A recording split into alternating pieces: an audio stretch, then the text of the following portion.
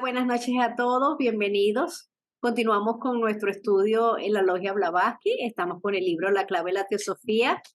Vamos por el capítulo 8 de la reencarnación. El subtítulo, ¿por qué no recordamos nuestras vidas pasadas? Correspondiente a la página 76 del PDF. Adelante, Enrique, y nuevamente bienvenidos todos. Muchas gracias, un saludo fraternal para todos. Continuamos con el estudio y el análisis del texto que integra el libro La clave de la teosofía. Así que vamos a continuar ahora con la siguiente pregunta. ¿Qué entendéis por escandas? La respuesta es precisamente lo que acabo de decir. Los atributos entre los que está comprendida la memoria. Todos mueren como la flor, dejando solo tras sí un débil aroma. He aquí un párrafo del Catecismo Budista de Henry Steele Olcott, que se refiere precisamente al asunto y trata la cuestión del modo que sigue. El anciano recuerda los incidentes de su juventud, a pesar de haber cambiado física y mentalmente. ¿Por qué entonces no llevamos con nosotros el recuerdo de nuestras pasadas vidas de un nacimiento a otro? Porque la memoria está incluida en los skandhas y habiendo cambiado estos con la nueva existencia, la memoria, el recuerdo de la anterior existencia particular, se desvanece. Sin embargo, debe sobrevivir el recuerdo o reflejo de todas las vidas pasadas, porque cuando el príncipe Siddhartha se convirtió en Buda, la serie completa de sus nacimientos anteriores le fue revelada, y cualquiera que llega a alcanzar el estado de jnana puede de ese modo trazar retrospectivamente la línea de su vida. Bien, vamos aquí. Esto os probará que mientras las cualidades imperecederas de la personalidad, como el amor, la bondad, la caridad, etcétera, se unen al ego inmortal, fotografiando en él, por decirlo así, una imagen permanente del aspecto divino del hombre que anteriormente existía, sus skandhas materiales, aquellos que generan los efectos kármicos más marcados, son tan pasajeros como la luz del relámpago y no pueden influir en el cerebro de la nueva personalidad. Sin embargo, esto no altera en modo alguno la identidad del ego reencarnado. El coronel Olcott aclara respecto de lo que son estos escándalos o atributos. También de otra manera, yo lo aprendí, que también podemos llamarle tendencias a los atributos. Son tendencias con las que nace, renace uno, reencarna uno, con las mismas tendencias que seguimos en otra vida, continúan con nosotros. Es decir, no con la personalidad anterior, porque esa, como lo explica el coronel Olcott, pues ya desapareció y entonces ahora lo que queda es ese débil aroma de ese recuerdo. Queda impregnada, el alma humana queda impregnada y cuando reencarna, pues esas tendencias, esos atributos que ya fueron adquiridos, continúan, porque no se pueden perder, son guardados por el ego inmortal, se guardan en el ego inmortal, desde luego, todos esos recuerdos, pero fundamentalmente aquellos que son de tipo elevado. Sin embargo, también los que no son de tipo elevado, pues quedan en la luz astral y cuando uno reencarna, pues regresa y todos esos atributos o esas tendencias se vuelven a unir nuevamente al mismo ego que está reencarnando actualmente. Entonces, es por eso que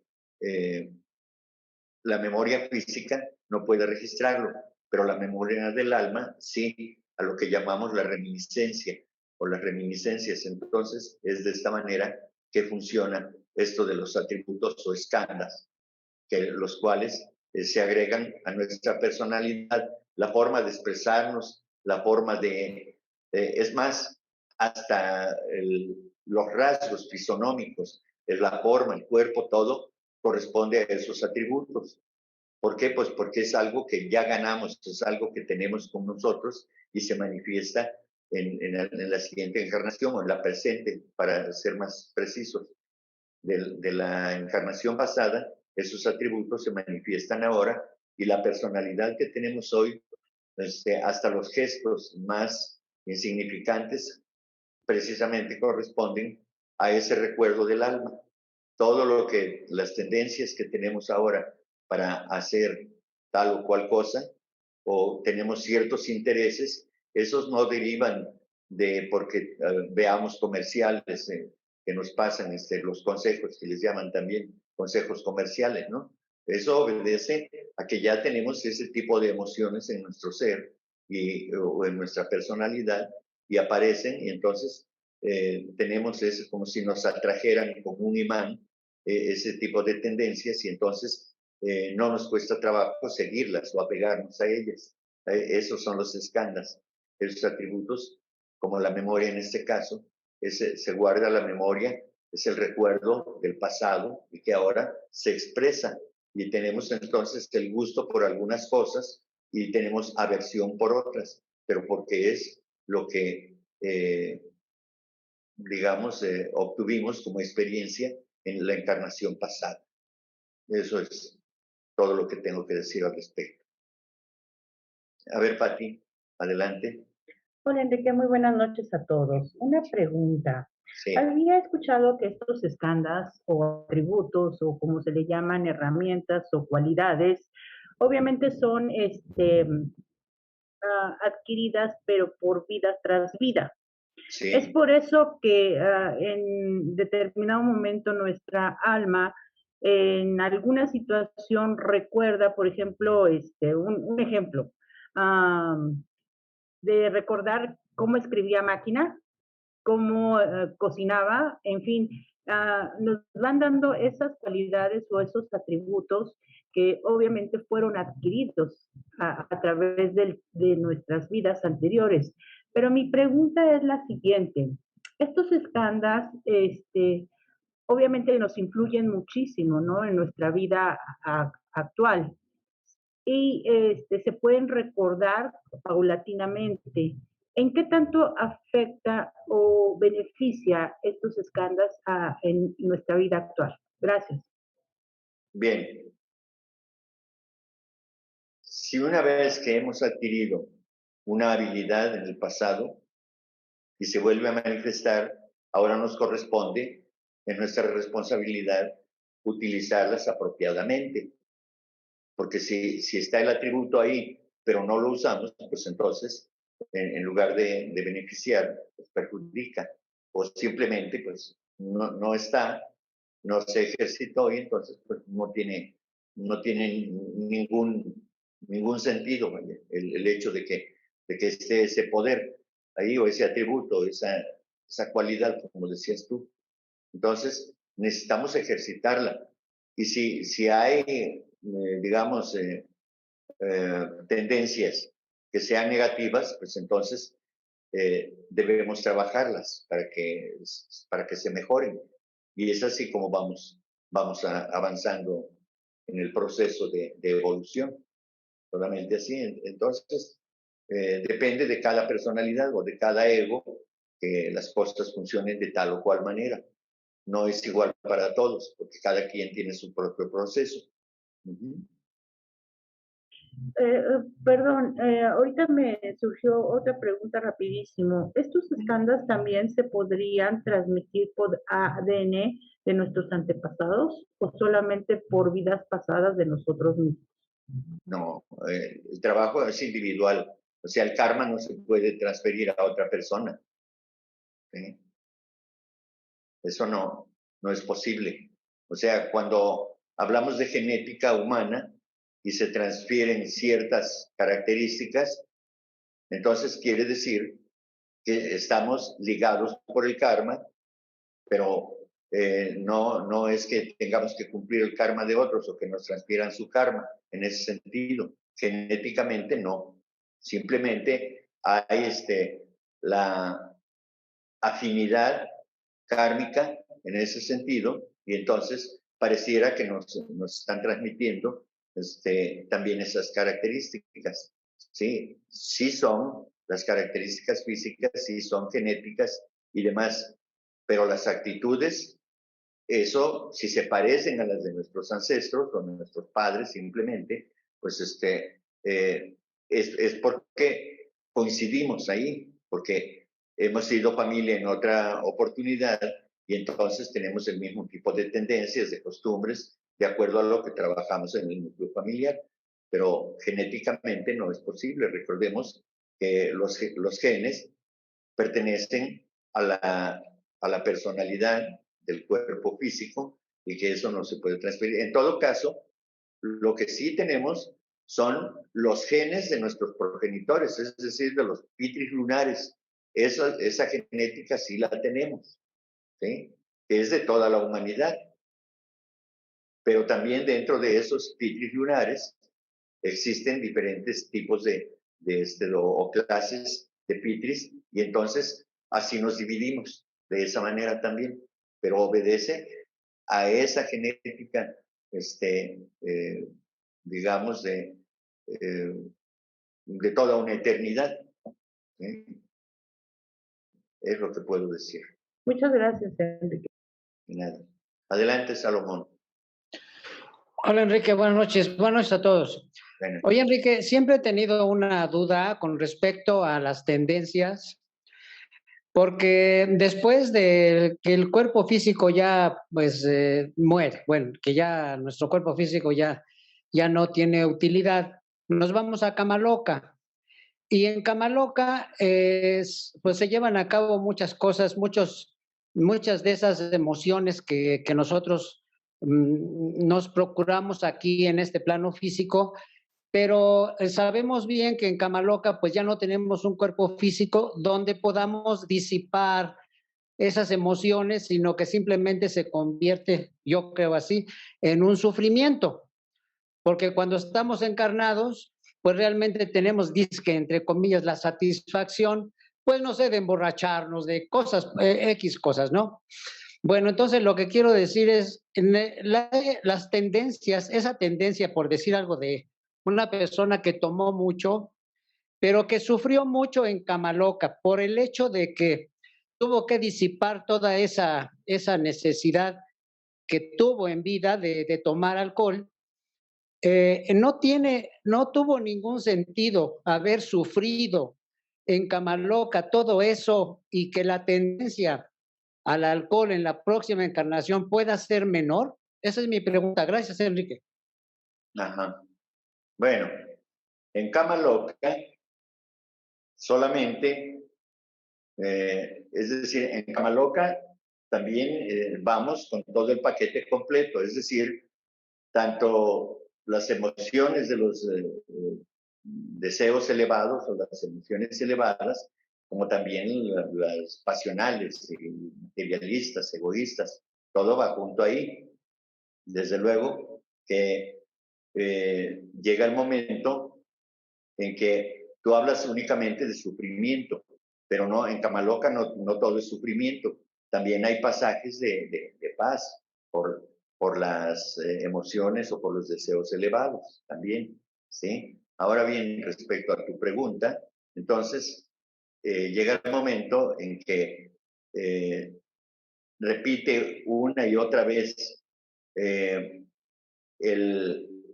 como se dice, el beber nuevamente, porque con la mente disponible tiene la capacidad, el poder de imaginar, el hombre estando en cama loca, puede imaginar una taberna, una cantina o una serie de botellas de los de licores más refinados o de lo que le gustaba, pero no tiene un cuerpo donde depositar ese alcohol, esa bebida. Y entonces se imagina que está bebiendo y demás, y hasta que llega al cansancio de que entiende que pues no tiene sentido estar haciendo lo mismo y se agota esa energía. Y es entonces cuando se libera por el momento de esa situación. ¿Sí? Si los deseos fueron tan fuertes, la tendencia va a seguir en la nueva encarnación, por supuesto. El hecho de haber entendido ahí es una cosa, pero no le evita que la tendencia continúe, ¿sí? Porque tiene el recuerdo. Pero ahora tienen la posibilidad de fortalecerse a través de la voluntad y decir, tener el recuerdo y decir, ya vi que esto no funciona y entonces tengo la tendencia, pero no quiero, lo voy a evitar. Y es entonces cuando es la lucha, precisamente. ¿No? Ahora, el alcoholismo, se dice, hay un librito sobre el origen de las enfermedades, es un folletito pequeño. Entonces, ese tipo de enfermos que vemos ahora de los nervios, se dice que esa enfermedad proviene precisamente del alcoholismo, porque ¿a qué sistema ataca el alcohol? Al sistema nervioso. Entonces, las personas que hoy son muy nerviosas, se dice que generalmente es debido a que fueron bebedores de alcohol, ¿sí? Y entonces, ahí está su recompensa, ahí está su respuesta. Entonces, esa es la consecuencia nada más. Y debido a ello, entonces muchas de esas personas que son muy nerviosas, pues están más atendiendo su enfermedad que están tratando de beber alcohol, ¿no? Entonces, pero la tendencia, por supuesto que sigue, el deseo sigue ahí. En la próxima plática que daré el domingo, pues ahí se habla exactamente de eso, del deseo, ¿no? No hay cura para el deseo, ¿verdad? Dice uno de los preceptos de la voz del silencio, si mal no recuerdo. No hay cura para el deseo, ¿sí? Hay que transmutarlo por la voluntad de no volver a hacerlo, ¿sí? Lo que se haga que sea pernicioso, ¿sí? Entonces, sí, definitivamente, sí continúa la tendencia. No podemos borrarla de un plumazo nada más, porque todo eso se queda guardado en la luz astral. Recordemos que eso queda registrado ahí y entonces no hay manera de borrarlo. Se borra solamente cuando se invierte digamos, se invierten las cosas, se revierte, y entonces en lugar de hacer eso, entonces dominar la emoción, dominar ese deseo y cambiarlo por otra cosa más elevada. Sí. Desde luego, pero continúa, por supuesto, porque queda guardado en la luz astral. ¿Sí? Sí. Gracias, Enrique, muy amable. Adelante, Ricardo. Gracias. Y gracias, Enrique.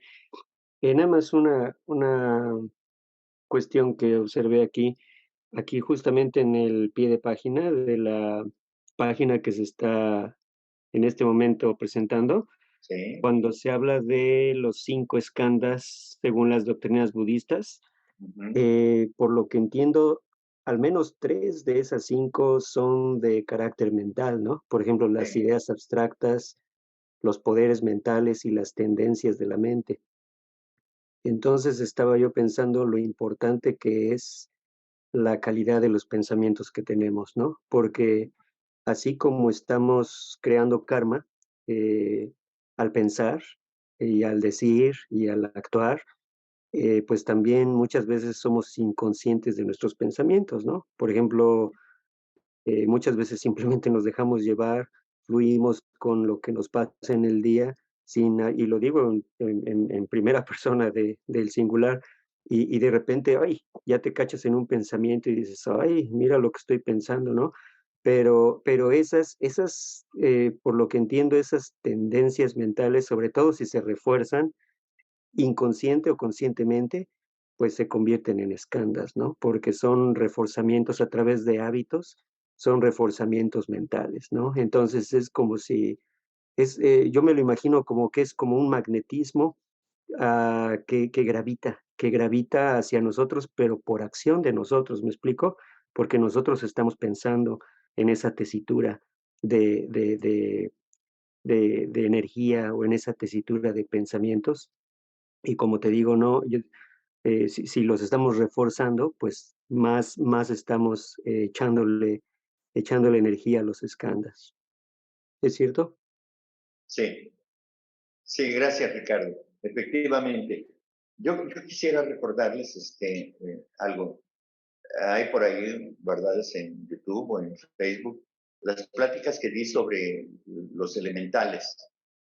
Y aquí tengo que decir que en la luz astral se quedan guardadas esas energías elementales que nosotros movimos y que tuvimos esa afinidad con ese tipo de energías, y entonces ahí se quedan guardadas. Recordemos que la luz astral es la gran biblioteca, el gran almacén de toda la información que genera el ser humano, y todo lo que existe, los animales también, todo lo que hacen también se queda grabado. Entonces, son esos elementales, es ese reino elemental, el cual nosotros hicimos que coincidiera, que estuviera, le dimos esa fuerza, y entonces esos elementales son nuestros elementales y son para siempre, ¿sí? Entonces están en la luz astral y cuando regresamos, regresan con nosotros, con las mismas tendencias, con la misma fuerza, la que sea buena o sea negativa, es la misma, porque son nuestros, porque están ligados a nuestra vida, a nuestros pensamientos, a nuestras emociones, a nuestras acciones. Eso es lo que le da sentido a la vida individual o a la vida en general. El reino elemental juega, o los reinos elementales juegan un papel fundamental en nuestra vida. ¿Por qué? Porque nosotros los usamos de manera inconsciente, como decía Ricardo, ya sea consciente o inconscientemente, nosotros movemos energía siempre, todo el tiempo estamos moviendo energía de todo tipo. Y esa energía se llama reino elemental. Y estos reinos elementales, cuando son usados, por ejemplo, una persona que tiene mala suerte, pues es que siempre ha estado con pensamientos negativos, negando la posibilidad de ser exitosa, de ser venturosa y demás. Entonces, todo eso viene con nosotros. Igual a la gente que tiene el halo de la fortuna y de la bienaventuranza, pues es que ha trabajado en otras vidas. Y entonces todas esas energías elementales están con nosotros y vuelven a nosotros. ¿Por qué? Porque nosotros las movimos. No tienen que irse con nadie más porque están identificados con nosotros y kármicamente nos corresponde continuar con esa. El karma nos une a esas energías elementales, karma nos une y entonces vamos juntos. Y entonces depende de nosotros hacer las energías elevadas o hacer las energías de baja vibración. Entonces, espero que con esta explicación, y yo los invito a que vean esas pláticas que di sobre los elementales, y si no quieren escuchar esta voz nuevamente, pues entonces busquen, debe haber también otras personas que han dado pláticas sobre los elementales. Así que ahí está la oferta. Gracias, Enrique. Adelante, Pati. Una pregunta, ¿estos registros que están dentro de la luz astral es lo que le llaman en el cristianismo el libro de la vida? Pues no he leído eso en la Biblia, pero pues quizás sí tenga relación con eso, precisamente. Metafóricamente yo creo que se refiere a eso, porque es eso. La luz astral es el libro de la vida o la biblioteca del acontecimiento de la vida, de todos, de todo lo que ocurre en el planeta. Todo lo que ocurre en el planeta es lo justo, es como una lluvia, es como la nube que está preparada para en el momento que deba derramar la lluvia, para bien o para mal, del que la reciba, pues puede ser una lluvia ácida para unos y otra una lluvia benéfica y demás, ¿no? Y así, todas las cosas muchas de las cosas que acontecen hoy en día corresponden precisamente a que la luz astral nos está devolviendo lo que nosotros movimos, lo que nosotros hicimos, a lo que le dimos forma y vida. Y ahí está esa vida y nos regresa.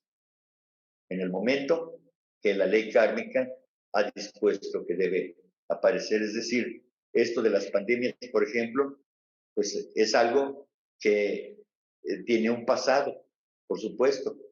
Algo movimos como humanos, en la cuarta raza seguramente, y ahora nos lo está regresando. ¿sí? Es eso. La mayoría de las enfermedades que hoy existen, nosotros las generamos en el pasado. Y hoy los que estamos encarnados tenemos que pasar por esa experiencia, porque nadie más puede responder por lo que otro hizo. Cada quien debe responsabilizarse de lo que hizo. Y eso es lo que ocurre. Una preguntita, Enrique, Sí. sobre lo que acabas de explicar. ¿Esto es lo mismo que se conoce como los registros akáshicos? No, ¿No? no porque Akasha o Akash es otro nivel. Y lo que pasa es que sí hay mucha confusión en eso y en el mercado de la espiritualidad, pues le dicen a uno, te voy a leer tus registros akáshicos y demás, pero realmente toda esa información no está en Akasha. La información de la que estoy hablando está en la luz astral, ¿sí? Que corresponde exclusivamente al planeta Tierra y Akasha es universal, ¿sí? Ya. Gracias, Enrique. De nada. ¿Queréis decir con esto que aquello que sobrevive es únicamente la memoria del alma, según la llamáis, siendo esa alma o ego uno mismo, mientras que nada queda de la personalidad? La respuesta es no por completo, excepto en el caso de que esta última haya sido la de un materialista absoluto, cuya naturaleza no haya sido penetrable ni por el rayo espiritual más pequeño. Algo perteneciente a cada personalidad debe sobrevivir, puesto que deja su eterna huella en el yo permanente que se encarna, o ego espiritual. Vamos a la llamada, por favor. Espiritual en oposición al yo personal, que es materia, es forma. El estudiante no debe confundir ese ego espiritual con el yo supremo, que es Atma en este caso, el Dios nuestro interno e inseparable del Espíritu Universal. ¿Ok? Ya regresamos, por favor. Dice, la personalidad con sus escandas cambia constantemente en cada nuevo nacimiento. Es, como antes hemos dicho, tan solo el papel que representa el actor, o sea, el verdadero ego, el que reencarna, durante una noche. Esta es la razón por la que no guardamos memoria de nuestras vidas pasadas en el plano físico, aunque el ego real las ha vivido y las conoce todas. Y también en este caso, de que las conoce todas, tenemos el caso generalizado de que no podemos recordar las vidas pasadas. ¿Por qué? Porque es un nuevo cerebro, es una nueva memoria que efectivamente no puede recordar algo que no conoce. ¿Verdad? Entonces, solamente nos llega una especie bueno, pues sí, como se dice, de reminiscencia. Es decir, ya les ponía yo el ejemplo de las personas que les es muy fácil, en algunos casos, aprender un nuevo idioma. Eso quiere decir que esa persona ya tuvo contacto con ese idioma, que ahora nació en otra nación y que no tiene como lengua materna ese idioma, y entonces lo aprende de manera academizada, por cursos, por lo que sea, pero se le facilita mucho, ¿verdad? Entonces, quiere decir que es una capacidad ya adquirida y que por lo tanto ahora se manifiesta de manera sencilla, ¿verdad? Si me dicen a mí, por ejemplo, que yo tome un curso de inglés, pues voy a fracasar. No porque yo me sea incapaz, sino porque para mí es muy difícil. Ya lo he intentado y bueno, será porque tengo memoria de teflón, pero eso me ocurre, ¿sí? Entonces, bueno, me pongo como ejemplo. Puede haber muchos otros o muchas otras personas que tengan ese tipo de características en su personalidad, pero así es efectivamente. Eso es lo que enseña la teosofía, ¿eh? Que aquellos que tienen ya desarrolladas ciertas habilidades, como los grandes genios de la música, por ejemplo, ¿sí? ¿Sí? A los 3 años ya estaban componiendo Mozart, Beethoven y eso. ¿Por qué? Pues porque el alma ya había pasado por esa experiencia, ya conocía todo eso. Es más, tenemos la condición de enfermedad de la sordera que padeció Beethoven y fue cuando compuso las más grandes obras. ¿Por qué? Porque él no necesitaba el oído físico para escribir las notas musicales y él en su mente sabía lo que estaba, él podía escuchar en su mente todo lo que estaba escribiendo. ¿Sí? Entonces, esa es la gran diferencia entre la memoria física y la memoria del alma. ¿Eh? Bien. En algún texto por ahí, en alguna ocasión leí que la memoria física sirve al ser humano más que para recordar, para olvidar, porque cuántas veces nos negamos a no querer recordar en esta vida presente cosas desagradables. Y entonces le ponemos un bloque ahí y nos olvidamos de ello, ¿sí? Y aquellas cosas hermosas que vivimos, quisiéramos recordarlas, pero si no tenemos una buena memoria, pues no nos da. Y entonces queremos vivirla nuevamente, queremos revivir esa experiencia, ¿sí? Bien. Continuamos. ¿Por qué no imprime entonces el hombre real o espiritual aquel conocimiento en su nuevo yo personal? La respuesta es, ¿cómo pudieron unas sirvientes de un pobre cortijo hablar el hebreo y tocar el violín en estado extático o de sonambulismo, cosas que desconocían en absoluto en su estado normal? Porque, como os diría todo verdadero psicólogo, no de vuestra escuela moderna, sino de la antigua, solo puede obrar el ego espiritual cuando el ego personal está paralizado. ¿Okay? El yo espiritual en el hombre es omnisciente, es decir, que todo lo conoce, y toda sabiduría es innata en él, mientras que el yo personal es la hechura de lo que lo rodea y el esclavo de la memoria física.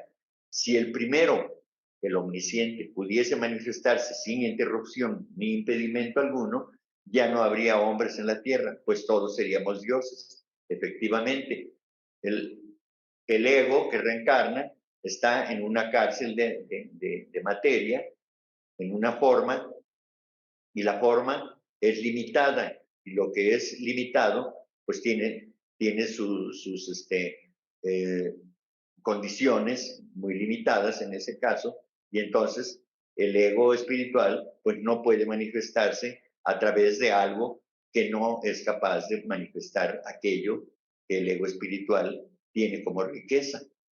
¿Sí? Entonces, el ego espiritual tiene que dominar, tiene que purificar a ese vehículo para que pueda expresarse, pero como entendemos, está lleno de situaciones, de conflictos, de confusiones en la personalidad, pues entonces no se puede expresar apropiadamente. De hecho, no es la forma material la que impide que se pueda manifestar, sino la parte intermedia, que es la parte emocional, la que evita precisamente todo ese asunto, ¿no? Porque estamos llenos de deseos, de cosas que nos enturbian la existencia y que entonces solamente eso es lo que está prevaleciendo en la personalidad, en la forma actual, y no se puede expresar el ego espiritual, no se puede expresar apropiadamente, como debiera ser. Pero además viene otra cosa. ¿Qué caso tendría estar inventando o expresando cosas que por el momento no le sirven a la personalidad?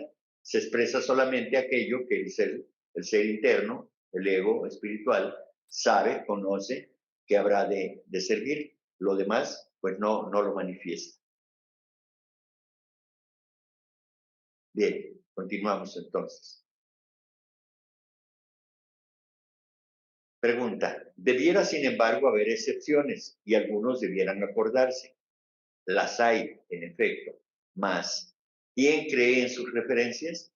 Tales personas son consideradas generalmente por el materialismo moderno como histéricos, alucinados, maniáticos o farsantes.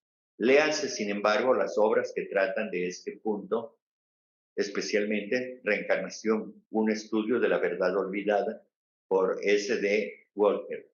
miembro de la Sociedad Teosófica, y obsérvese la cantidad de pruebas que acerca de tan debatida cuestión presenta el autor.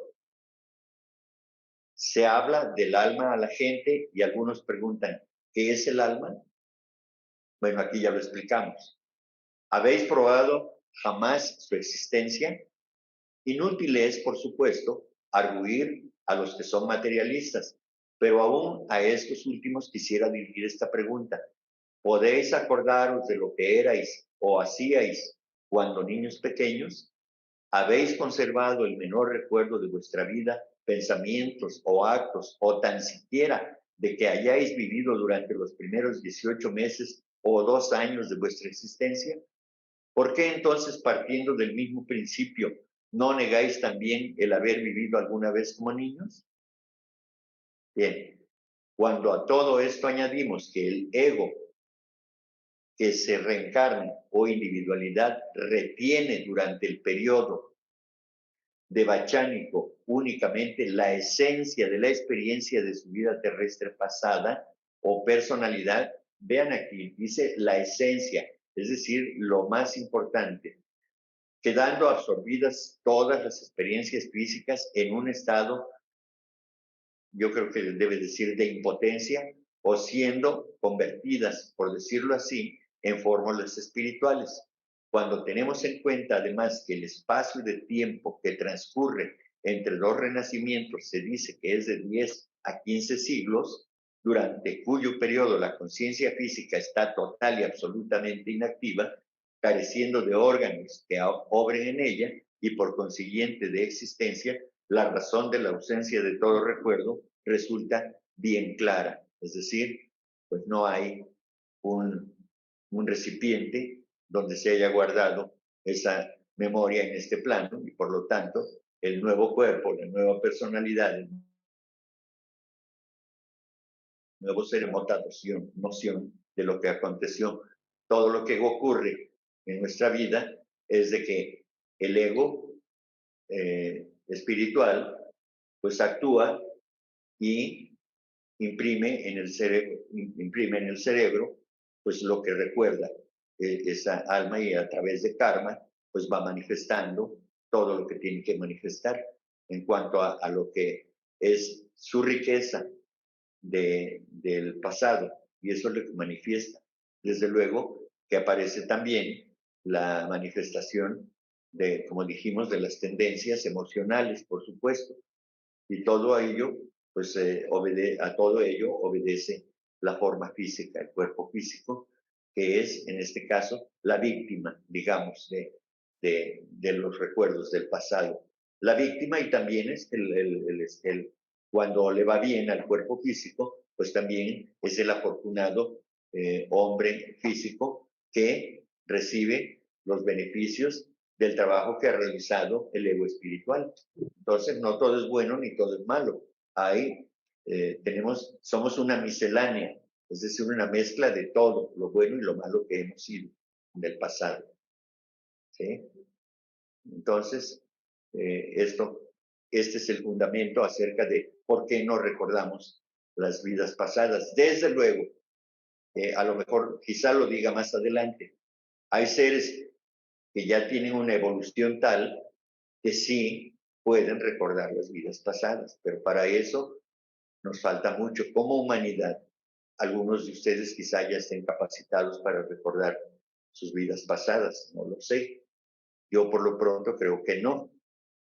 Pero entonces, es decir, en mi caso particular, pero pues puede haber alguno de ustedes que sí lo haga y por supuesto que no nos lo va a platicar, ¿no? ¿Sí? Entonces, bueno, así es esto. Esta es la muestra de que la explicación de por qué no podemos recordar. ¿Sí? Simplemente porque como el cerebro físico aquí desaparece y era el que guardaba la memoria física, al ya no existir, pues todo ese recuerdo pues desaparece con la desaparición del cerebro físico. ¿Sí? Entonces, su desintegración. Adelante, Pati, por favor. Tengo dos preguntas, Enrique. La primera es, se han descubierto en algunos estudios de infantes que han recordado sus vidas pasadas. No sé si sepas algo de esto. Y dos, eh, la personalidad del nuevo ser se construye de 0 a 7 años, es donde el niño empieza a absorber todo aquello que está experimentando y enseñando desde el seno familiar hasta el seno escolar, ¿no? Entonces, esa personalidad se va reconstruyendo en esa etapa y por eso es importantísimo cuidar esa etapa fundamental porque es su crecimiento. Y de hecho, leí un libro hace años en donde decía que precisamente en ese lapso de tiempo de 0 a 7 años, el niño nos está indicando a lo que se va a dedicar a futuro, entre lo que serían sus juegos. ¿Tú sabes algo de eso? A ver, la primera pregunta era respecto de niños que recuerdan sus vidas pasadas. Muy bien, pues son las personas o los seres a los que me referí, que ya pueden recordar.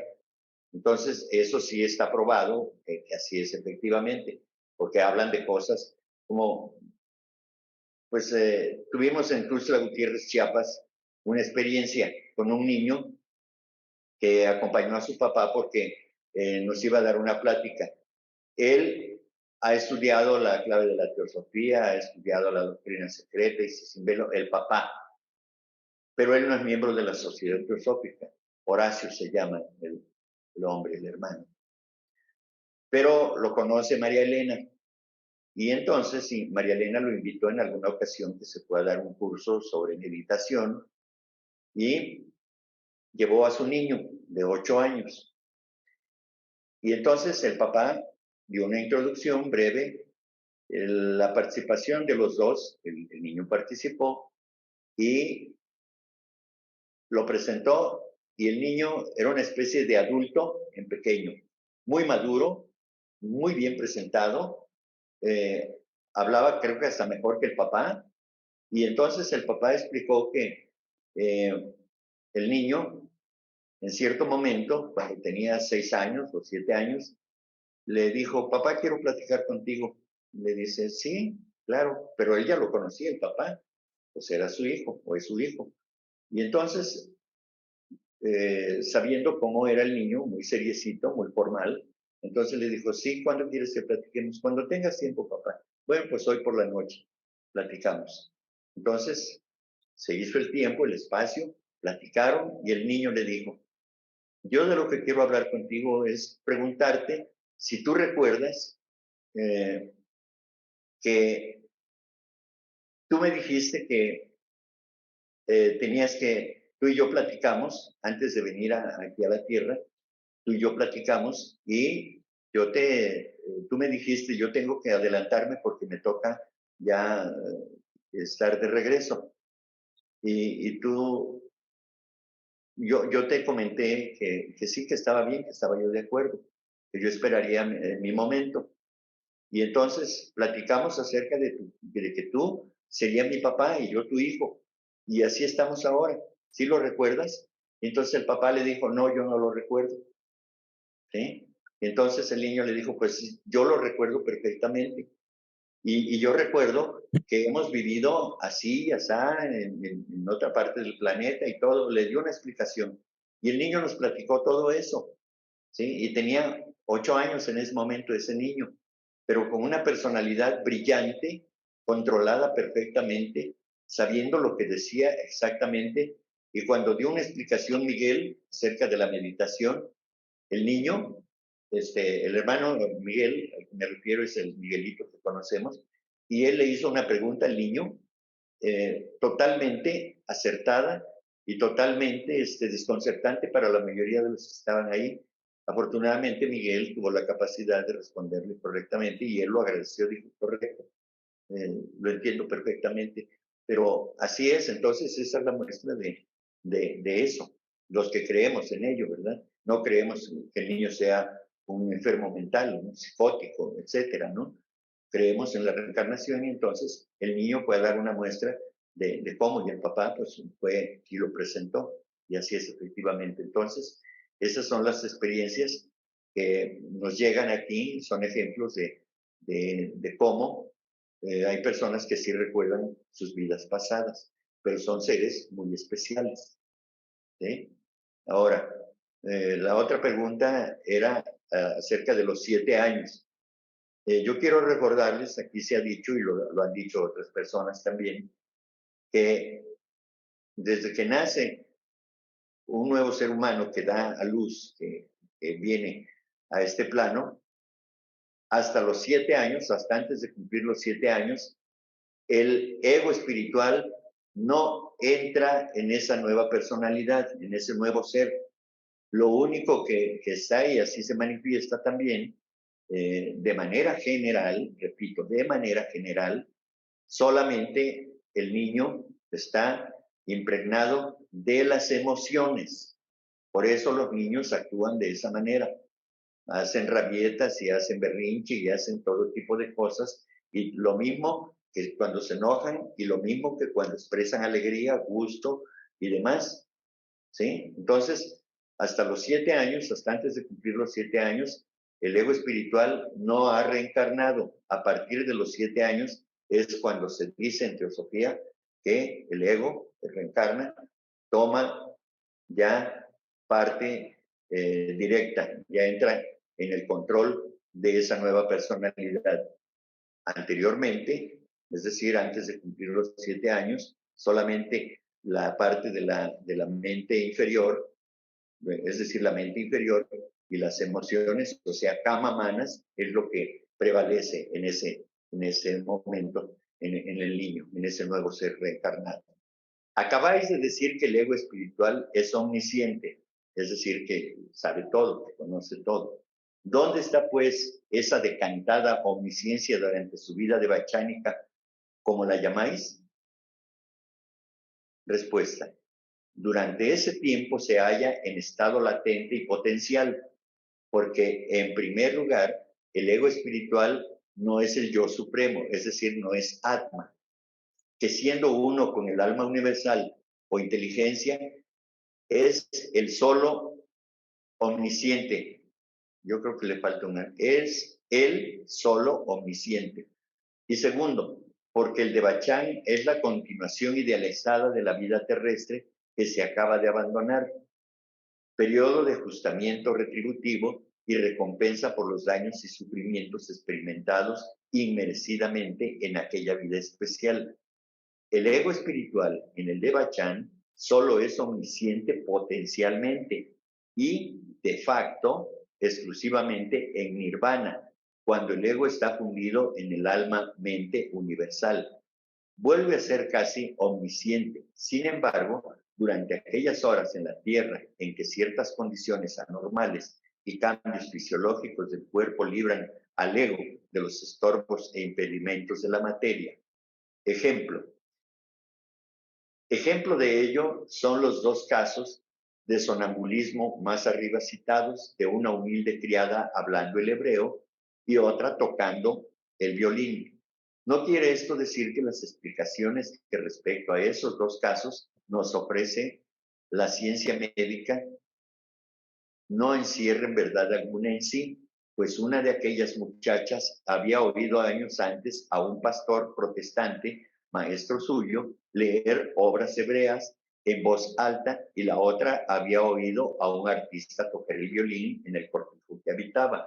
Mas ninguna de las 2 hubiese pedido hacer esto con la perfección con que lo hicieron, si no hubiesen estado animadas por aquello que, debido a la identidad de su naturaleza con la mente universal, es omnisciente.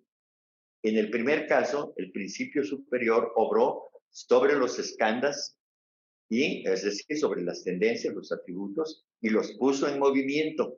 En el último, estando la personalidad paralizada, se manifestó la individualidad misma. Os ruego, no confundáis las 2 cosas.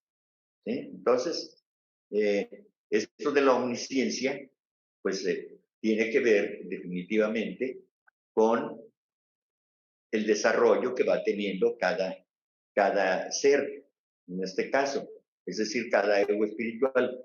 Aquí nos llevó definitivamente no solo al nivel del Devachán, sino hasta de hecho, dice, de facto, de hecho, exclusivamente en nirvana es donde se tiene esta omnisciencia, es decir, todo el conocimiento de todo lo que puede un ser espiritual que pasó por todos los reinos y que al final llega, digamos, al reino divino, y entonces ahí se puede decir que ya puede decirse que es omnisciente, que sabe todo.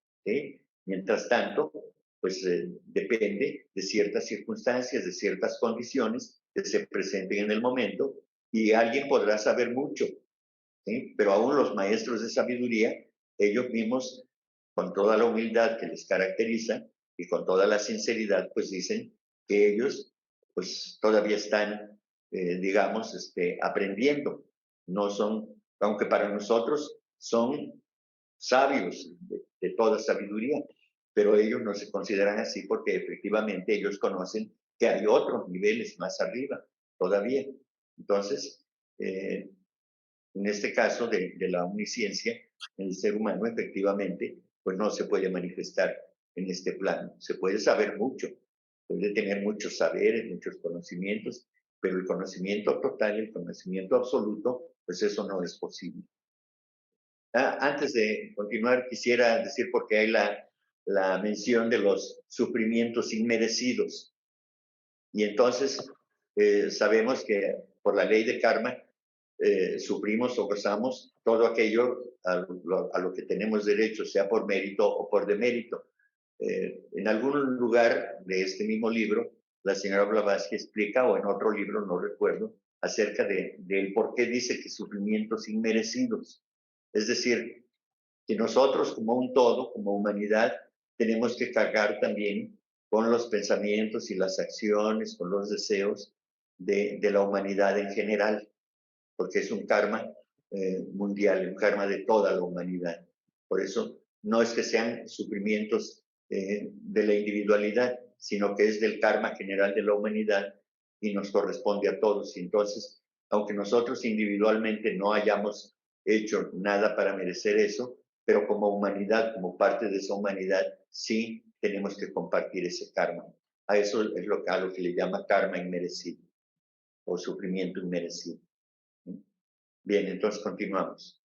Ahora hablaremos de la individualidad y de la personalidad. Hay una llamada, al parecer. En su catecismo budista, el mismo coronel Olcott, obligado por la lógica de la filosofía esotérica, tuvo necesidad de corregir los errores de orientalistas anteriores que no hicieran esa diferencia y dar al lector sus razones para ello. Dice, las apariciones sucesivas sobre la Tierra o descenso en la generación de las partes tanjaicamente, este término tanjaicamente se refiere a tanja, el deseo de vida, el deseo de existir. ¿Sí? Tanja es el deseo de la existencia. Bien, entonces dice, el descenso en la generación de las partes tanjaicamente coherentes, es decir, los skandhas, son el derivado de ese deseo, ese anhelo de vida, ¿sí? De un ser determinado son una sucesión de personalidades. El deseo nos envía nuevamente, el deseo de la existencia nos regresa nuevamente a esta sucesión de personalidades o de encarnaciones. A eso se refiere. La personalidad difiere en cada nacimiento de un nacimiento anterior o sucesivo. ¿Sí? Es decir, que la personalidad, en este caso, es la representación física de la individualidad. Más adelante yo creo que lo explico. Dice, karma, el Deus es machina, dice, se oculta. Diremos más bien que se refleja. Asimismo, ora en la personalidad de un sabio, ya bajo la forma de un artesano, y así sucesivamente a través de toda serie de existencias. Pero, aunque las personalidades siempre cambian, la línea única de vida que las ensarta, como las cuentas de un rosario, permanece unida. Es siempre esa línea particular jamás otra alguna. Es, por lo tanto, una ondulación individual y vital que empezó en nirvana, o lado subjetivo de la naturaleza, como la ondulación de la luz o del calor propagada a través del éter. Nació en un origen dinámico, recorre el lado objetivo de la naturaleza bajo el impulso de karma y la dirección creadora de Tanja, el deseo de vivirnos satisfecho, y conduce a través de muchos cambios cíclicos, de nuevo, al nirvana. Mr. Rice Davis llama a aquello que pasa de personalidad a personalidad por la cadena individual, carácter o acción. Puesto que el carácter no es una simple abstracción metafísica, sino la suma de nuestras propias cualidades naturales y propensiones morales, no contribuiría a rechazar o a desvanecer lo que Mr. Ray Davis llama, yo no sé qué, el desesperado expediente de un misterio, es decir, en el budismo, página 101, ¿será? Al considerar la ondulación de la vida como la individualidad y a cada una de sus series de manifestaciones natales como una personalidad separada. El individuo perfecto, budísticamente hablando, es un Buda, pero Buda no es más que la flor rara de la humanidad, sin la menor mezcla sobrenatural. Y como son necesarias un sinnúmero de generaciones, 4 asenqueyas y 100,000 ciclos, según Franz Boll y Rice Davis en la historia de qué, eso sí no sé. Es el nacimiento de Buda. Ok, gracias. Para convertir a un hombre en Buda y la voluntad de hierro para convertirse en tal permanece a través de todos los nacimientos futuros. ¿Cómo llamaremos a aquello que de este modo quiere y persevera? El carácter, nuestra individualidad, una individualidad manifestada solo en parte en cualquier nacimiento nuestro, pero constituida por fragmentos de todos los nacimientos. En su catecismo budista, el mismo coronel Olcott, obligado por la lógica esotérica, tuvo necesidad de corregir los errores orientalistas anteriores que no hicieran esa diferencia y dar al lector sus razones para ello. Entonces dice que las apariciones sucesivas sobre la Tierra o descenso en la generación de las partes tanjaicamente coherentes, es decir, los skandhas de un ser determinado, son una sucesión de personalidades. Bueno, entonces quiere decir que cualquier individualidad o cualquier individuo, es decir, el ser que reencarna, cuando le toca su turno, toma una nueva personalidad, un nuevo cuerpo con todos sus atributos y se hace presente en este plano fenoménico. Y esas son las personalidades, ¿verdad? Y entonces, cuando hablamos, por ejemplo, de Winston Churchill, ¿sí? Aquí lo conocimos como Winston Churchill, pero en realidad ese individuo ha tenido muchas otras personalidades, con diferentes nombres, por supuesto. O simplemente la dualidad Jesús-Cristo, en este caso, que nos ocupa, diremos, el Cristo tomó el cuerpo del Maestro Jesús y entonces ahí surgió la dualidad Jesús-Cristo. Conocemos a esa dualidad unida en Jesucristo o Cristo Jesús como una sola persona, pero en realidad son dos seres diferentes. Es decir, la personalidad del cuerpo físico del Maestro Jesús y el espíritu que lo ocupó, que es el del Señor, el Cristo. En la India le llaman el Señor Maitreya, en este caso. Entonces, una cosa es la personalidad y otra cosa el espíritu que lo anima. Entonces, el individuo, es decir, el ser que reencarna, va y viene, y en cada ocasión es como cuando el actor ahora le toca hacer de un personaje y termina esa obra y está pero durante toda esa obra representa el mismo papel. pero después lo contratan para que presente otro personaje y entonces se viste, se caracteriza de otro personaje, pero es el mismo actor. ¿Sí? Y es lo mismo. Es decir, y también podemos poner el ejemplo de un trabajador, ¿sí?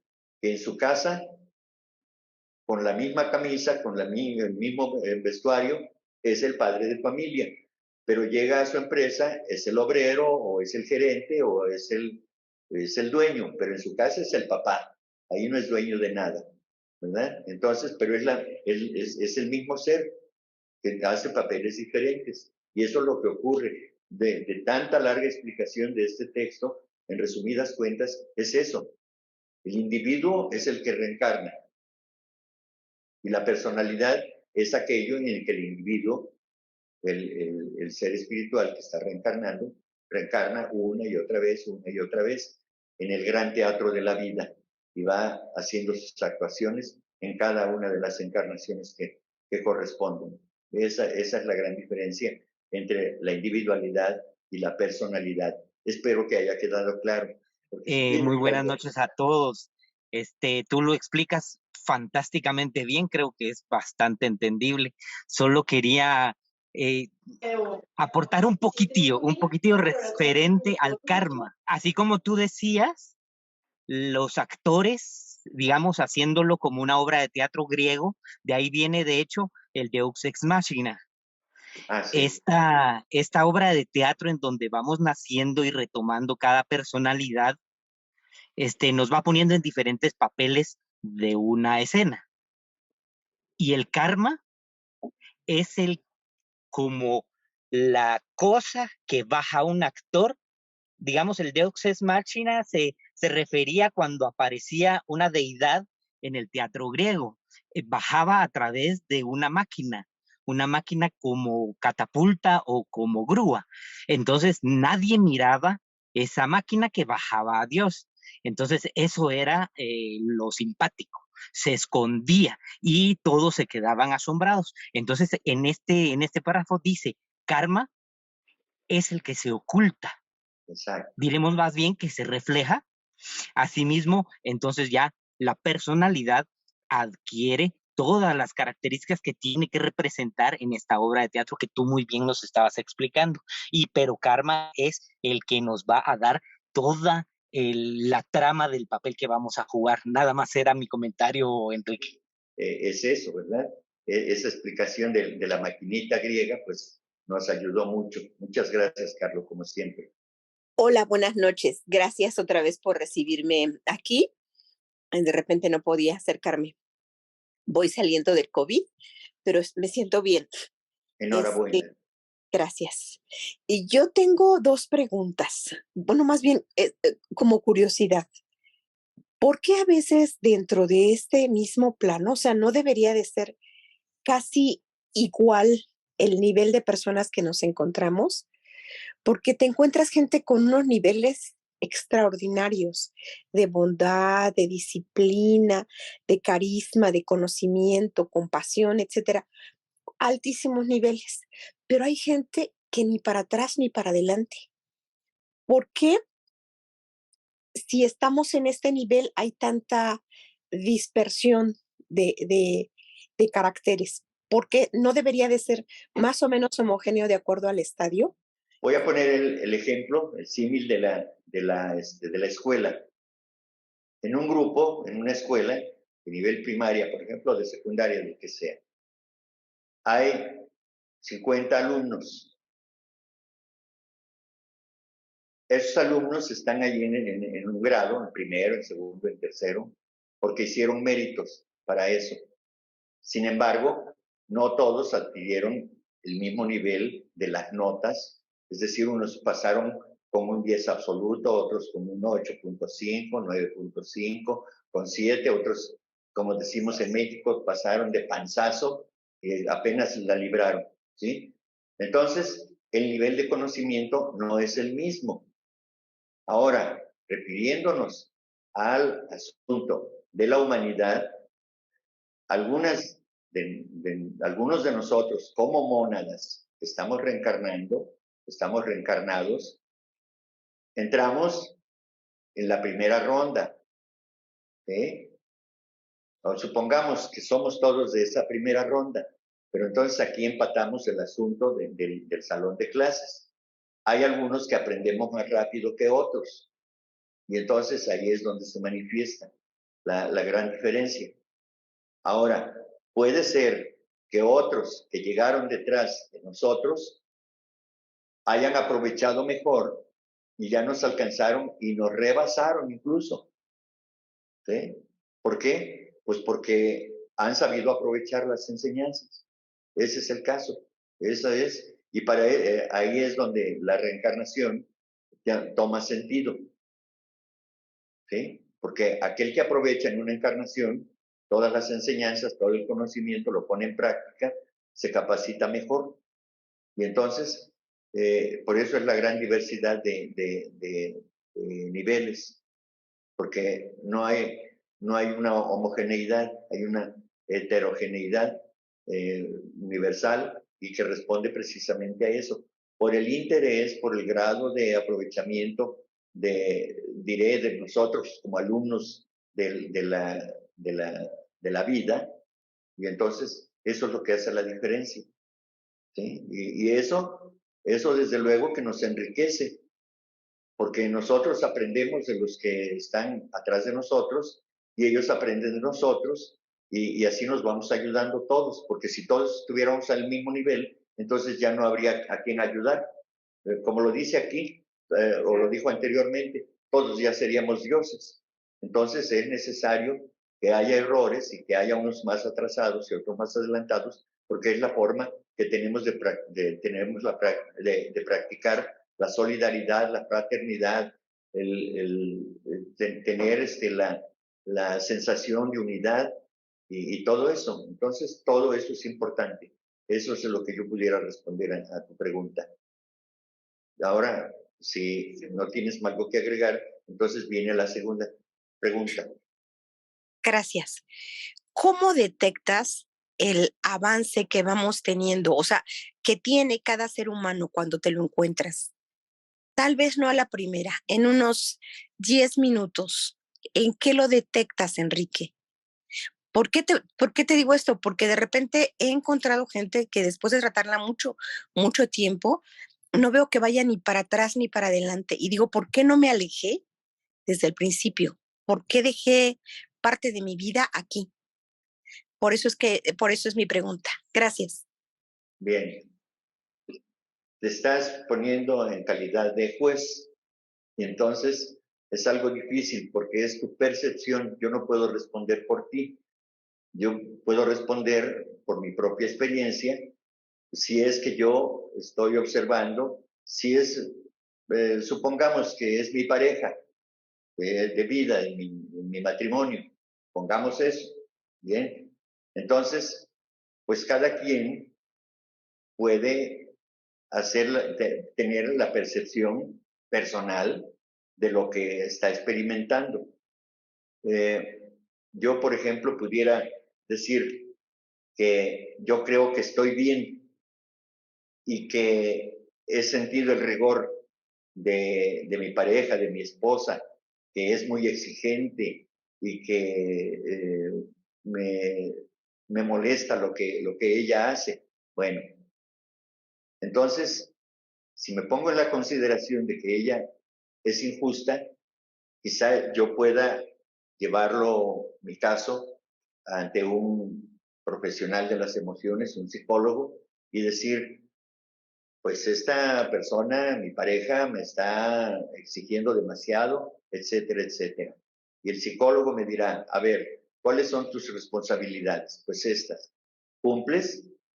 Pues realmente no cumplo con todo, pues hago mi esfuerzo y todo. Bueno, entonces la percepción de tu pareja es de que tú no estás cumpliendo y entonces es necesario que cumplas.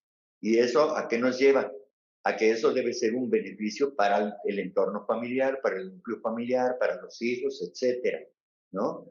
No es que esté peleando la esposa por algo injusto, quizá pueda hacerlo, pero si no lo es así, entonces debemos verlo con un cristal de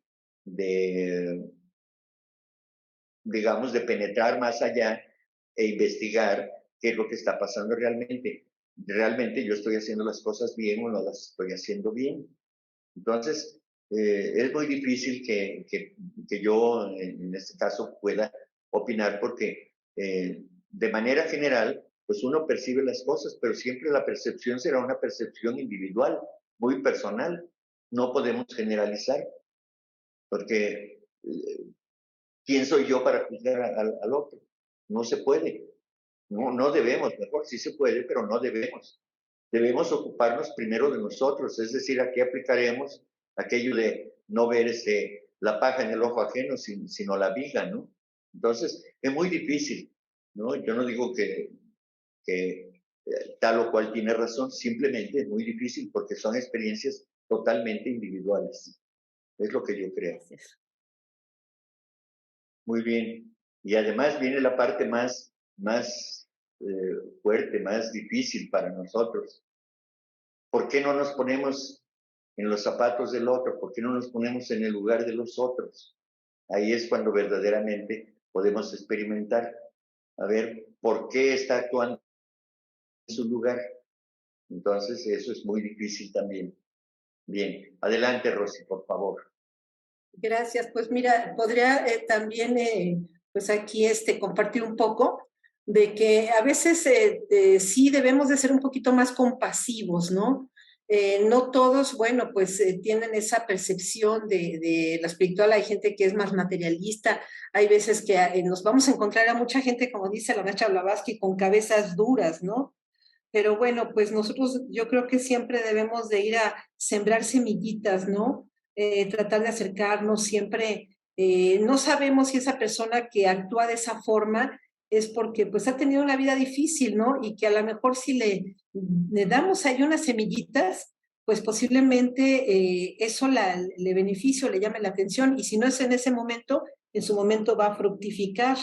Pero siempre tratar de ser un poco más compasivos, ¿no? Porque pues definitivamente pues hay gente que todavía está atorada con muchas cuestiones, está muy atrapada en muchas cosas materialistas, pero a veces sí se necesita un pequeño empujoncito y eso pues le puede llevar a ir poco a poco a entender todo lo que son las leyes del universo, todo lo que es entonarse con esas fuerzas tan maravillosas, conocer las leyes, vibrar con ellas, armonizarse con ellas y darse cuenta de que su vida va a cambiar y va a ser más hermosa, sobre todo porque siempre va a encontrar una forma de servir a otros, ¿no? Inclusive hay una frase muy bonita que me gusta mucho del señor Buda, que dice, el don más grande hacia otros no es compartir nuestra riqueza, sino hacerles descubrir la suya. Me gusta mucho esta frase, siempre la pongo y la repito porque pues verdaderamente no es tratar de que nosotros seamos los másters, ¿no? Simplemente compartir para que ellos se encuentren y les dé esa curiosidad, ¿no? Empezar a sembrar esas semillitas para que en su momento eso despierte. Como dice la maestra Blavatsky, en cada cerebro se irán haciendo surcos y en su momento esos empezarán a abrirse y va a haber congruencia y encontrarán pues las piezas del dominó, ¿no?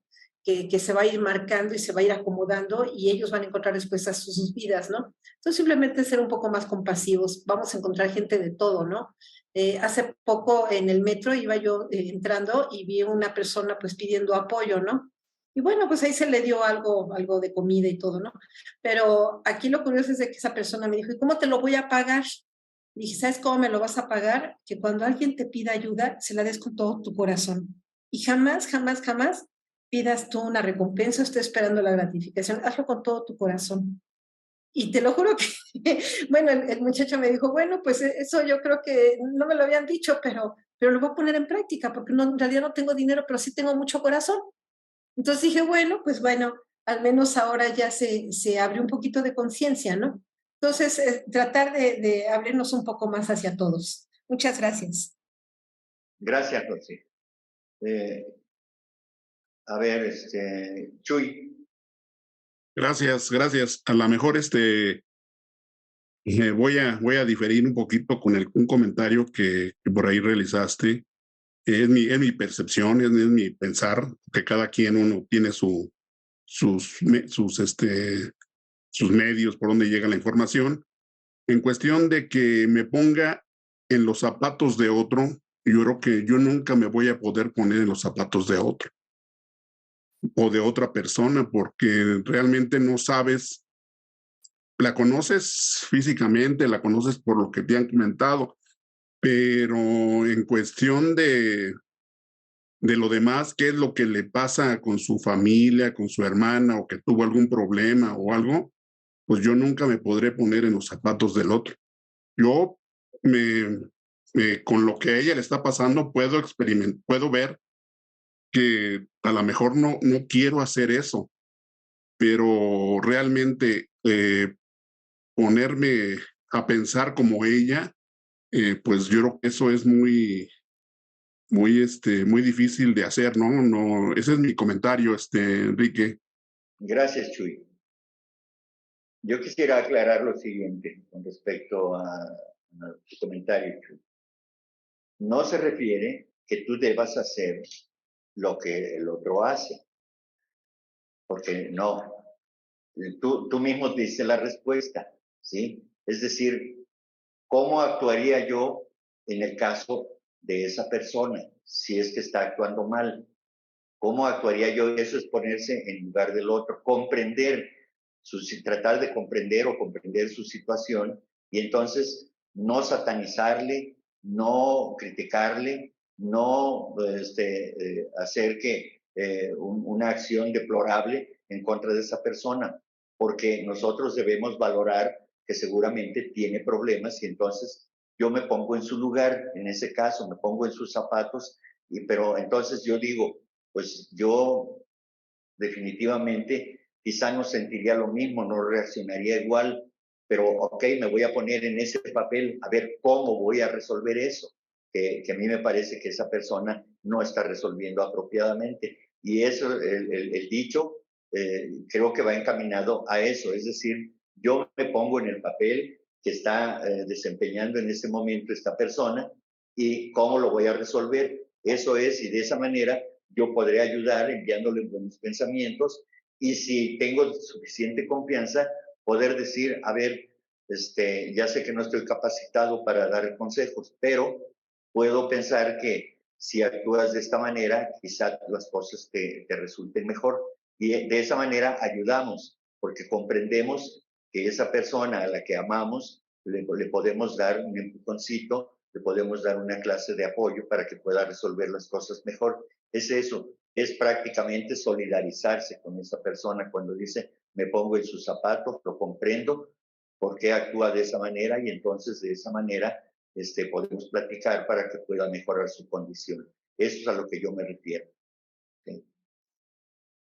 Bien. Gracias. Quiero referirme de nada, y a ti al contrario. Quiero referirme aquí a una parte de esta respuesta. Dice, pero aunque las personalidades siempre cambian, la línea única de vida que las ensarta como las cuentas de un rosario permanece unida. Es siempre esa línea particular, jamás otra alguna. Estas cuentas en las que se ensartan las personalidades es nada más y nada menos lo que en teosofía, o mejor dicho, creo que en el budismo se le conoce como el sutratma, es decir, el hilo alma, ¿sí? En el que se van ensartando estas cuentas, a manera de cuentas, cada una de las personalidades como para formar un collar, digámoslo así, de esa manera. Pero el alma hilo, es decir, el hilo en el que se ensartan, siempre permanece ahí, siempre está. Y las personalidades se van agregando, y esas son las experiencias que vive esa alma y que se van guardando ahí. Propiamente es el cuerpo causal en el que se van ensartando esas experiencias de las personalidades en cada encarnación. A eso se refiere precisamente este punto. ¿Sí? Y entonces, luego dice, puesto que el carácter no es una simple abstracción metafísica, sino la suma de nuestras propias cualidades mentales y profesiones morales. ¿Qué quiere decir esto? Que el carácter lo vamos forjando a través de la experiencia que vamos teniendo en cada encarnación. No es una abstracción, no es una idea metafísica solamente, es algo vívido, es algo real que nosotros experimentamos en esta vida, en este plano, en este mundo, y que eso es lo que va enriqueciendo, fortaleciendo precisamente a ese ser individual, a ese ser que reencarna. Eso es lo que le va dando carácter. Cuando aparecemos nuevamente encarnados aquí, esos escandas, esas cualidades son las que se manifiestan aquí. Y esa es la forma en que podemos nosotros interpretar que nosotros tenemos un cierto carácter, tenemos unas ciertas cualidades, y que una vez que estudiamos teosofía y entendemos esto de que ya tuvimos otras vidas, quiere decir que las cualidades que sean manifiestas, que nosotros las sepamos y que otros nos las hagan saber también, entonces quiere decir justamente que esa parte del alma que se llama carácter corresponde justamente a esa línea de cualidades que hemos venido trabajando desde otras encarnaciones, y que a cada nueva encarnación se van fortaleciendo, y eso va elevando al individuo, al ser que reencarna. ¿Sí? Y por supuesto que todo eso se unifica en esta alma hilo, en el sutratma. Ahí permanece todas las cualidades y todos los defectos se van acumulando ahí, pero lo que va quedando finalmente es lo bueno, lo elevado, y eso es lo que nos va dando la fortaleza del carácter, porque aquí en este plano estamos para fortalecer el carácter justamente. Bien. Y luego dice el individuo perfecto budísticamente, es decir, cuando dice budísticamente quiere decir de un conocimiento superior. ¿Sí? Un individuo perfecto, budísticamente hablando, es un Buda, es decir, alguien con una conciencia superior muy elevada, ¿sí? Que tiene el conocimiento superior, ¿sí? El Bodhi es el conocimiento superior, la sabiduría. Entonces, a eso se refiere justamente. ¿Sí? Bien. Gracias, Enrique. Me llamó la atención cuando dijiste, venimos a fortalecer nuestro carácter. Sí. ¿Cómo lo fortalecemos? Con la experiencia, con el dolor, pero aprovechado. Desde luego que aquellos que nos gusta sufrir y siempre nos estamos quejando de la vida, pues no avanzamos. Pero aquellos que sí quieren avanzar, entonces cada experiencia dolorosa le habrá de llevar a la comprensión de que hay un origen de dónde procede ese dolor, ese sufrimiento, y eso le hará comprender que no ha estado actuando conforme a las leyes de la armonía, las leyes del amor, que puede ser por vanidad, por egoísmo, por orgullo, por imprudencia, por falta de conocimiento, por lo que sea. Pero esa es la razón por la que tenemos nosotros que pasar por esas experiencias. ¿Y por qué tiene que ser experiencia dolorosa? ¿Por qué no simplemente podemos ser, felices, estar bien y aún así fortalecer nuestro carácter? A ver, vamos a empezar por nosotros mismos. ¿Qué es lo que deseamos? Yo no voy a juzgar a nadie. Voy a hablar el próximo domingo, ojalá estés presente, acerca del deseo, lo que implica. Tenemos una enorme cadena de deseos, interminable, infinita. Entonces, ¿qué es lo que deseamos? ¿Y qué es lo que hacemos que llegue a nuestra vida? ¿Somos congruentes en esa parte? Es decir, si deseo cosas materiales, voy a adelantar un poco de lo que se va a hablar. El deseo, dice la señora Blavatsky, que el sentirlo simplemente ya es sufrimiento, ¿sí? Y por su parte, el señor Buda, en la primera noble verdad, dijo, todo es sufrimiento, ¿sí? Entonces, no es que no deba existir el sufrimiento. La misma señora Blavatsky dice que el solo tener un deseo ya es sufrimiento, y que sin embargo es un mal necesario, es un elemento necesario, porque ¿cómo podemos comparar diferenciar una cosa de la otra? Es decir, del sufrimiento, de la paz interna. No se puede. Vivimos atrapados en un eterno par de opuestos hasta que nos liberemos de ello. Cuando lleguemos al nirvana, esa es nuestra meta, y que entonces ya sea singular todo, es decir, ya neutro, ya no hay ahí ni bueno ni malo, sino todo es eterno. ¿Sí? Entonces, se requiere de esa polaridad. En ese sentido, se requiere del mal para que pueda prevalecer el bien. Para que nosotros tengamos la oportunidad de elevarnos espiritualmente, es necesario que pasemos por el sufrimiento. No hay otra forma de evolucionar, porque si no, como se dijo en la lectura anterior, y yo ya lo expresé también, entonces, si no pasáramos por el sufrimiento, quiere decir que somos dioses ya.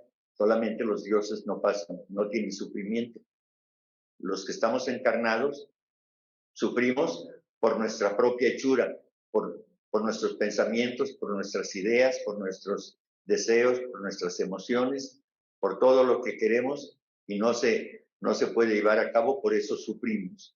Y ese es el dolor, que vamos a cargar muchas encarnaciones. Ya había dicho hace rato también el tema que se va a tratar el domingo. No hay cura para el deseo hasta que uno logra desapegarse del deseo, del egoísmo, de la materia, de la vanidad, del orgullo, de todo eso que son como veneno para nosotros. Un veneno que quema, que mata, que está ahí, que abraza, dice, que abraza nuestra vida. Abraza de abrazar con S, no con Z, no de un abrazo así, sino de abrazar de un calor que lo consume a uno. ¿Sí? Es lo que puedo decir. Gracias, gracias. Bien. Adelante, Ricardo. Sí, gracias, Enrique. Construyendo un poquito más sobre lo que has dicho, efectivamente la primera noble verdad del Buda habla sobre el sufrimiento, y en un curso de budismo que tuve, el instructor decía algo que me cayó un poquito también el 20, porque él decía, y creo que lo dijo acertadamente, decía que a veces por traducción de los textos, digamos del sánscrito al inglés o al español, a veces se ha traducido esta palabra del sufrimiento, y lo que pensamos y efectivamente hay mucho sufrimiento en el mundo, nada más basta voltear hacia todas partes y encontramos sufrimiento, incluso en nosotros mismos, ¿no? Pero este instructor decía, no, a veces la palabra sufrimiento suena muy radical o suena muy fuerte, y los budistas, según él, tienen un término sánscrito que se llama dukkha, y dukkha significa insatisfacción. Es decir, es desde el hecho de que nuestro ego inferior, de nuestra personalidad está deseando, muchas veces inconscientemente nosotros lo percibimos, pero estamos deseando, hay ahí insatisfacción. Y él ponía el ejemplo de una sopa. Dice, por ejemplo, ustedes se sientan a comer y es una sopa que se sientan a comer y está muy caliente. Y dicen, ay, esta sopa ya me quemó, está muy caliente, o está muy fría, o desearía que este carro corriera más veloz, o que fuera más espacioso, o desearía que mi casa esto, o que mi hermano esto, o que esto, que lo otro, o que mi trabajo, y que no sé qué. Y entonces decía, no es así que sea un sufrimiento así de que estemos sufriendo, sino es sencillamente el hecho de que como estamos deseando, y estamos apegándonos a una cadena de aversiones y atracciones, lo que mi ego inferior me gusta, lo que no me gusta, esa dualidad de la que dices, es esa insatisfacción. Es algo más sutil, pero es esa palabra dukkha, ¿no? Y es lo que él nos decía. Entonces, un antídoto para eso es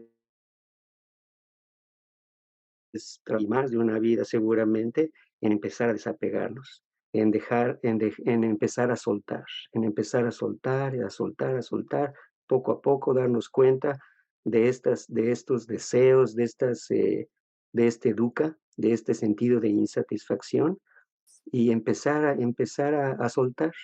y de esa manera ir más en paz con la vida. No significa, decía también él, sentarnos y rendirnos, tampoco, ¿no? No es así como cuando decimos, pues es el destino que me tocaba. No, no, no, no, no. O sea, uno es hacedor de nuestro propio destino, ¿verdad? Nuestros pensamientos, nuestras acciones, las palabras que emitimos son energías. Estamos creando karma cada minuto, ¿no?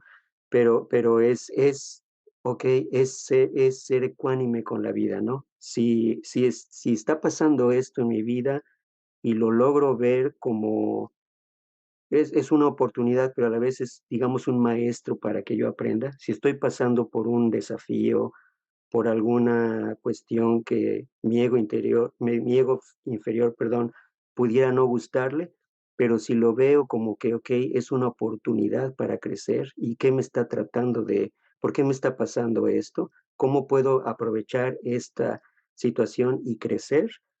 Y a la vez tratar de desapegar, entonces puede ser que empecemos a sentir menos dukkha, menos insatisfacción. Si pudiéramos recordar lo que fuimos en el pasado, yo creo que nos volvemos a morir, porque hemos sido una cosa terrible. Hemos sido bandidos, criminales, de todo hemos sido, por supuesto. Y entonces el sufrimiento que hoy padecemos es debido a lo que hicimos en otras vidas, en otras encarnaciones. Y efectivamente, como decía Ricardo, no es que sea el sufrimiento que nos haga llorar todos los días, no, pero hay deseos insatisfechos y eso nos produce dolor en cierta medida, porque si tengo una insatisfacción, pues no estoy feliz. Obviamente que tengo cierto grado de sufrimiento, hay un dolorcillo por ahí que no me dejó dormir bien esta noche, pero bueno, digo yo, ok, no se pudo lograr y ya lo acepto y vamos adelante, ¿no? Pero hay sufrimiento, hay sufrimiento. Eso no, un compañero fiel del hombre es el sufrimiento provocado por el hombre mismo, pero es necesario, sin embargo, porque solamente de esa manera podemos hacer la diferencia, podemos hacer la comparación y de esa manera podemos comprender, y una vez que comprendemos dónde está el origen del mal, entonces empieza ya el hombre que ya tiene ese desarrollo, empieza a trabajar para que no le vuelva a ocurrir. Tomemos como ejemplo el hecho de que en algún momento yo ya decidí dejar de hacer ciertas cosas, por ejemplo, un bebedor de alcohol, y me presento en algún lugar porque voy a ocupar un cargo y dicen, ¿cómo el tamaño borracho se va a hacer cargo? No, fui borracho, ya no lo soy, ahora ya no lo soy, punto. Entonces, así es con el sufrimiento. Si comprendo de dónde procede el sufrimiento y acepto mi responsabilidad y entonces digo, no vuelvo a cometer este mismo error, ¿verdad? Pero como se dice, no sé si en toda América Latina o en todo el mundo se diga, ¿sí? El hombre es el único animal que siempre se tropieza con la misma piedra, ¿no? Entonces lo repetimos una y otra vez y eso nos va generando una cadena de dolor hasta que decidimos romper. Ahí está la piedrita, ya no me voy a tropezar, ¿verdad? Porque la piedra va a seguir allí, es decir, nuestros problemas van a seguir allí, nuestras emociones, lo que nos mueve, ahí van a seguir, pero ahora ya decidí no volver a caer en esa trampa, esa es la diferencia. Bien, adelante Rosy, por favor. Gracias. Bueno, pues yo creo que es importante recordar que todo tiene un propósito dentro del plan divino y precisamente es de que desde hace muchísimos millones de años hemos, a través de cada encarnación, bueno, pues hemos venido para perfeccionarnos, para que pues en su momento, bueno, pues lleguemos con una vibración perfecta para religarnos, ¿no? Pero pues es importante recordarle aquí a mi hermanita Olgalina, que, bueno, pues todos venimos a la Tierra con la finalidad ahora sí que de perfeccionar nuestro estado interior de conciencia, ¿verdad? Y bueno, pues recordemos que cuando nos preguntamos de cómo funciona, pues es precisamente a través de las experiencias de vida que venimos a tener aquí en el planeta, ahora sí que pues en cada encarnación, ¿verdad? Y esto es con el objeto de educar y fortalecer nuestra naturaleza interna. Ajá. ¿Y para qué? Bueno, pues para adquirir conocimiento físico y espiritual y ser autoconscientes. Es así como lo dicen los maestros. Y bueno, pues como seres espirituales que somos, pues venimos al planeta porque hay una evolución que es necesaria. Ajá. Y esa evolución necesita la experiencia física individual separada. Ajá. Y bueno, pues también recordar que la vida de cada ser viviente, bueno, pues se perfecciona con cada acción y experiencia, obviamente en este plano físico, y si no fuera por eso, pues no estaríamos aquí, ¿verdad? Lamentablemente, bueno, sabemos que las experiencias buenas y malas son buenas. Lamentablemente de las malas es donde mejor aprendemos. Y así es, lamentablemente, ¿no?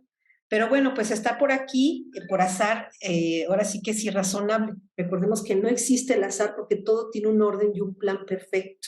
¿Ah?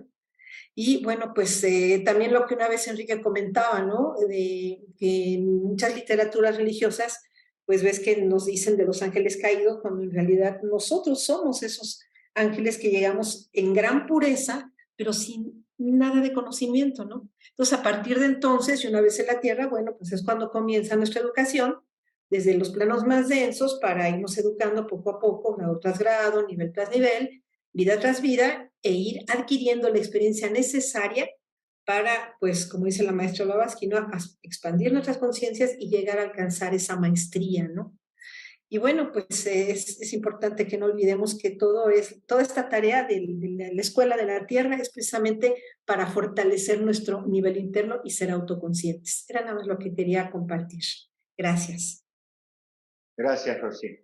De hecho, en el propio texto, cuando dice la dirección creadora de Tanja, es decir, el deseo de vivir no satisfecho, eso es lo que nos hace regresar a la tierra, porque tenemos que cumplir ese deseo de vivir no satisfecho, pues es que en una vida anterior no pudimos cumplir con todo lo que deseábamos y entonces queremos cumplir con eso, queremos adquirirlo, queremos gozarlo, aquello que nos produce placer, buscamos ese. El deseo de vivir está relacionado con el deseo de placer y el placer es hermano gemelo del dolor.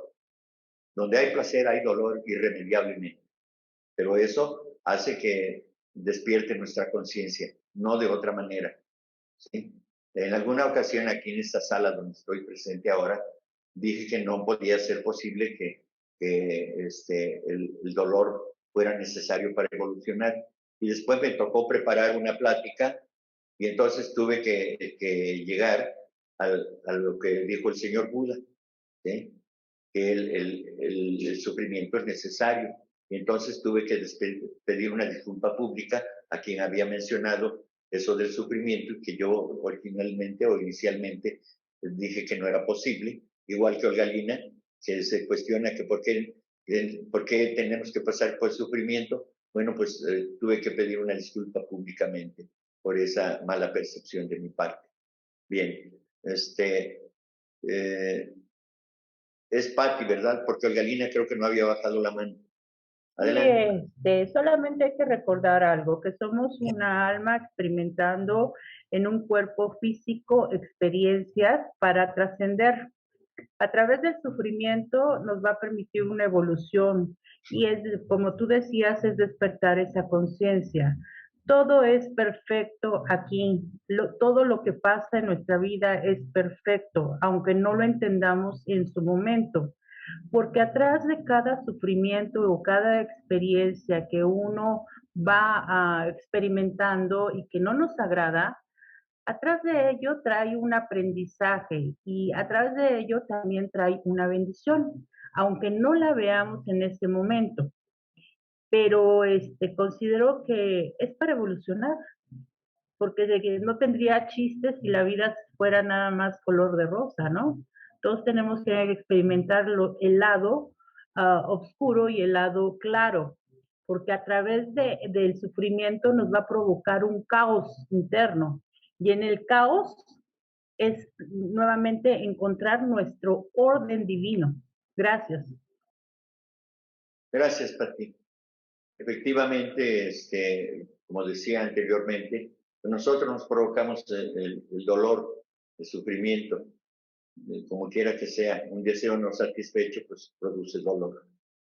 pero quizá estamos deseando algo que no podemos alcanzar y que no lo percibimos, pero cuando la realidad nos pone en nuestro lugar, decimos, pues es que no podía alcanzarlo, pero pues yo lo quería, y sin embargo, pues nos produce frustración, nos produce dolor, ¿sí? Pero es necesario, ¿sí?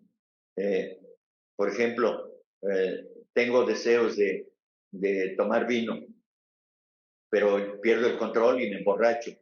Y tomo más vino y más vino, pierdo la conciencia, y el día siguiente la cruda realidad es que la resaca me recuerda por un dolor de cabeza terrible, náuseas, baja presión o alta presión, todo ese sufrimiento que yo me provoqué.